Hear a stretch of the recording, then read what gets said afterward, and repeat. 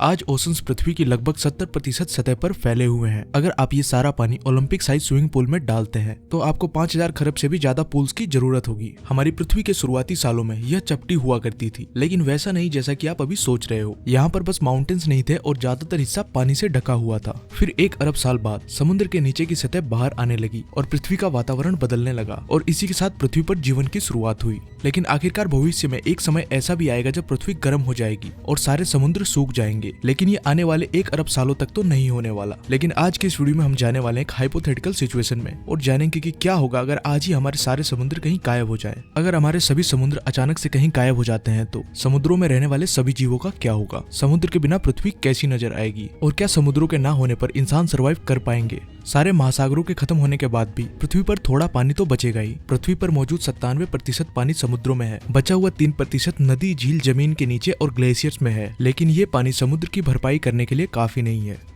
सभी समुद्रों के गायब हो जाने की वजह से पृथ्वी हमेशा के लिए एक बड़ा रेगिस्तान बनकर रह जाएगी। ऐसे में सबसे पहले समुद्री जीवों का खात्मा होना शुरू हो जाएगा और फिर सूरज की गर्मी को सोखने के लिए जब कोई समुद्र नहीं बचेंगे तब पृथ्वी सूरज की गर्मी की वजह से शुक्र ग्रह यानी कि वीनस जैसी हो जाएगी। दुनिया के सारे समुद्र ग्लोब क्लाइमेट को कंट्रोल करने के लिए एक सिस्टम की तरह काम करते हैं। ये सूरज से आने वाली ज्यादातर गर्मी को सोखते हैं और पूरी पृथ्वी पर बराबर बांटते हैं ताकि कोई भी जगह बहुत ज्यादा गर्म या बहुत ज्यादा ठंडी ना रहे। ये भाप से बदलकर बादल बनते हैं और धरती पर बरसते हैं, जिससे पानी की साइकिल बनी रहती है। लेकिन एक बार अगर ये सारे समुद्र सूख जाते हैं तो शायद हम कभी भी बारिश और तूफान नहीं देख पाएंगे। जो भी बचा होगा कुछ ही दिनों में सूख जाएगा और इंसान पानी की कमी की वजह से बहुत ही जल्द खत्म हो जाएंगे। ज्यादातर जीव इंसानों की तरह ही पानी की कमी के कारण विलुप्त हो जाएंगे। ऐसा हो सकता है कि भविष्य में ऊंट जैसे जीवों का विकास इंसानों जैसे हो जाए। कुछ दिनों के बाद जंगलों के साथ भी कुछ ऐसा ही होगा। जंगलों में आग लगने लगेगी और ये तब तक चलता रहेगा जब तक पृथ्वी के सारे पेड़ खत्म ना हो जाए। लगभग 1 साल बाद ही पृथ्वी पूरी तरह से एक जले हुए बेजान पत्थर में बदल जाएगी